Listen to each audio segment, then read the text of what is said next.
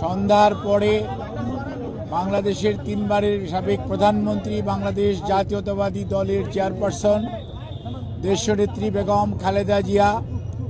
কে ওনার শারীরিক পরীক্ষা নিরীক্ষা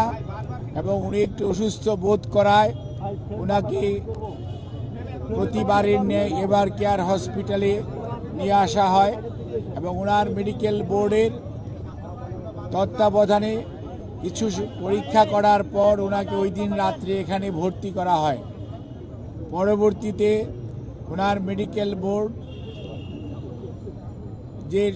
সদস্যরা রয়েছেন, বিশেষ করে ইউকে এবং ইউএসএ সহ বাংলাদেশ সহ সবার সমন্বিতভাবে আলাপ আলোচনার পরিপ্রেক্ষিতে ওনাকে হসপিটালে বেশ কয়েকদিন রাখার ব্যাপারে সিদ্ধান্ত হয় এবং ওনার আরও কিছু ব্যাপক পরীক্ষা নিরীক্ষা করে পরবর্তী চিকিৎসা কার্যক্রম গ্রহণের সিদ্ধান্ত হয় এবং ওনার শারীরিক যে সকল পরীক্ষা নিরীক্ষা করা হয় সেই সমস্ত পরীক্ষা নিরীক্ষার রেজাল্টের ফলাফলের ভিত্তিতে চিকিৎসকগণ সিদ্ধান্ত গ্রহণ করেন যে ওনাকে আরও নিবিড় তত্ত্বাবধানে চিকিৎসা করা প্রয়োজন এবং সেই লক্ষ্যেই গত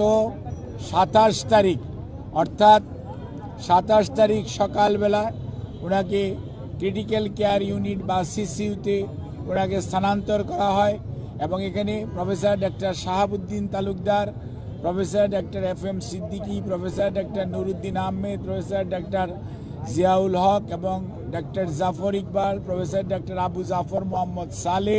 প্রফেসর ডক্টর মাসুম কামাল এবং professor doctor FM Siddiqui, professor doctor Nuruddin Ahmed, professor doctor AQM Mohsin, professor doctor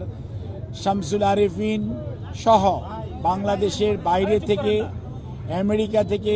professor doctor Habibur Rahman, professor doctor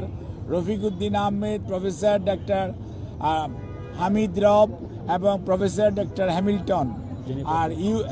UK থেকে professor doctor Patrick Kennedy and professor doctor Jennifer cross এবং সর্বোপরি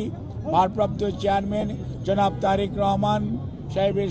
সহধর্মিনী ডক্টর জুবাইদা রহমান, উনি একজন কার্ডিওলজিস্ট, উনি সহ ওনাদের সবার